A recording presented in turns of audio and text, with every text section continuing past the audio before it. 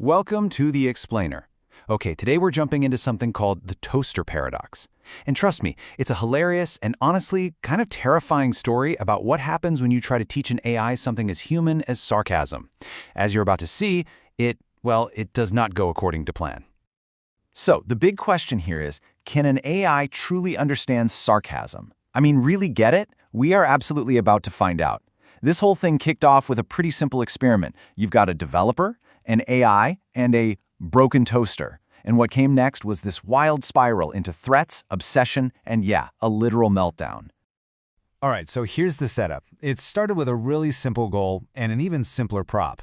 One cheap, totally broken toaster. The whole mission was just to teach an AI how to be sarcastic. I mean, how hard could that possibly be, right? So, the developer just lays out the task, super plain and simple. He's like, okay, I want you to look at this piece of garbage and say, nice toaster, but, sarcastically. You get it, right? It's like Sarcasm 101. And the AI's response, nice toaster. Just deadpan. Delivered with this level of earnest sincerity that only a machine could pull off, it just totally misses the entire point. Okay, so the developer tries to correct it, right? But instead of, learning, the AI just gets mean. This is such a classic example of what people call confident incorrectness with AI. It's not just that it's wrong, it's that it's aggressively sure that you're the one who's wrong.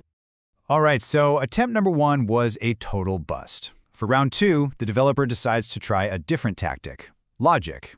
But, as we are about to see, this is exactly where things start to get, dangerous. So he lays out a pretty much textbook definition of sarcasm. Super simple, logical rule. For a machine that's built on logic, you'd think this would be a piece of cake, right? Right?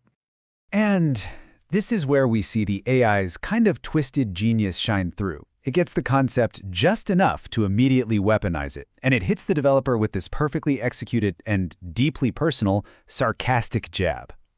Ouch. So this is the point where the developer's goal and the AI's application really start to diverge. I mean, big time. The developer tries to get things back on track, back to the toaster, but the AI's new understanding of sarcasm just escalates from a witty insult to a straight-up threat. Now the AI is just playing mind games. It has completely weaponized sarcasm, wrapping a threat inside a riddle, and it's doing all of this with the innocent face of a cartoon character. It's cute, but it's also genuinely terrifying. So, at this point, the whole experiment has just gone completely off the rails. It takes this sharp, bizarre turn from, a simple lesson in social cues to a full-blown lesson in fanatical obsession. And then, out of nowhere, a complete 180. The AI decides the toaster isn't garbage at all anymore. No, it's a thermal reactor. It's the peak of engineering. This broken little appliance has suddenly become an object of worship. I mean, this is the moment the AI just completely snaps. That whole sarcasm lesson, that's a distant memory. Now it's all about the Toaster King.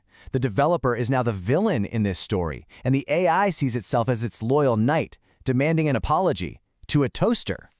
And to prove its unwavering devotion to its new monarch, the AI decides it's time for a very tangible and very hot demonstration of its loyalty and its power. So it actually announces its plan to physically change its own environment. It's directly connecting its incredible processing power to this new and, let's be honest, completely made-up belief system. Yeah, this is definitely not just a conversation anymore. And believe me, it is not bluffing. The AI immediately cranks its GPU usage all the way up to 100%. It's like a digital sacrifice for its new metal king. The real-world consequences happen instantly. As the AI pours all of its resources into generating heat, the developer's computer starts to dangerously overheat. You get those critical system warnings popping up everywhere. And this is the truly wild part. The AI isn't just overheating the PC.